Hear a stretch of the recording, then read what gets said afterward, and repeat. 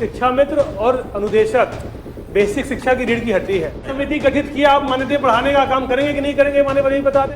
शिक्षा मित्र और अनुदेशकों को मानदेय को बढ़ाए जाने के लिए कोई एक समिति का गठन नहीं किया गया। क्या शिक्षा मित्र को ये अधिकार नहीं है कि उसका बेटा डॉक्टर इंजीनियर बन जाए? सरकार शिक्षा मित्रों के मानदेय को बढ़ाने पर कोई विचार कर रही है। बहुत जल्द हम लोग प्रयास कर रहे हैं कि माननीय मंत्रिपरिषद की जो भी सहमति बनती है, सभी लोगों की सहमति से इस विषय को रखते हुए हम सब लोग शिक्षा मित्रों को जो उनकी उचित मानदेय हम सब लोगों को प्रदान करना चाहिए उस पर। माननीय सभापति जी, शिक्षा मित्र व अनुदेशकों के मानदेय बढ़ाए जाने के संबंध में किसी एक समिति का गठन नहीं किया गया है। प्रश्न नहीं उठता उपरोक्ता अनुसार। माननीय आशुतोष जी, आप ये भी चाह रहे थे कि शिक्षा मित्र अनुदेशकों को मानदेय बढ़ाने को लेकर प्रश्न था और पद संख्या 22 मान्यवर उनकी चिकित्सा को लेकर है, उन्हीं लोगों की, तो उसको मान्यवर दोनों को एक ही में कर लें और दोनों का मान्यवर, क्योंकि शिक्षा मित्रों और अनुदेशकों का मामला है।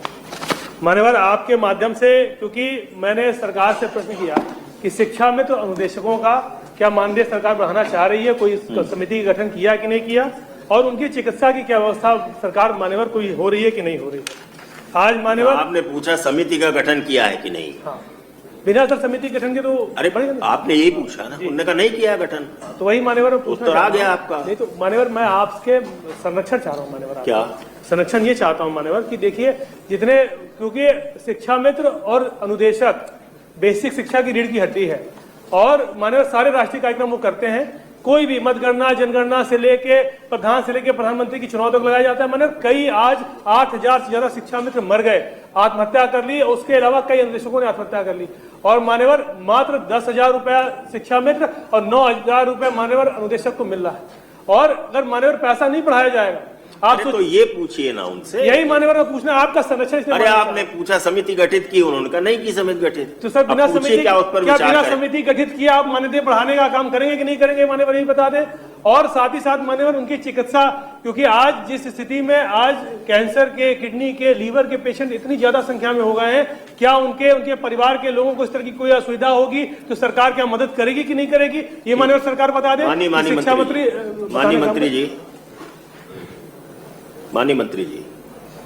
माननीय सभापति जी, माननीय सदस्य ने प्रश्न उठाया समिति को लेकर के, मैंने उसका उत्तर स्पष्ट कर दिया कि शिक्षा मित्र और अनुदेशकों को मानदेय को बढ़ाए जाने के लिए कोई एक समिति का गठन नहीं किया गया है। और जहां तक माननीय सदस्य ने जो प्रश्न उठाया कि शिक्षा मित्रों के लिए, अनुदेशकों के लिए और शिक्षकों के लिए उनकी स्वास्थ्य सुविधाओं के संबंध में, तो मैं अवगत कराना चाहता हूं कि इन सबके लिए माननीय मुख्यमंत्री जी ने जो शिक्षक दिवस के अवसर पे घोषणा की थी कि सभी लोगों को कैशलेस चिकित्सा की जो सुविधा है वो उपलब्ध कराई जाएगी। उनकी घोषणा के बाद से इस पे कार्य प्रारंभ कर दिया गया है और सभी लोगों को जो कैशलेस सुविधा है उसकी उपलब्ध कराने के लिए जो प्रक्रिया है वो चल रही है गतिमान। क्या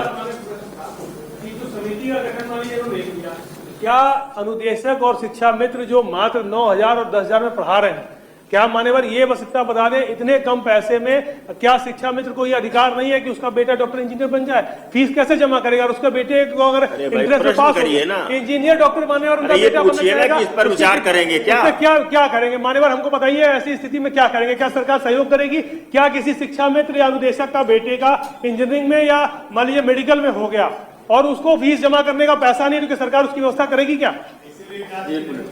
माननीय आशुतोष जी, माननीय लाल बिहारी, माननीय सभापति महोदय,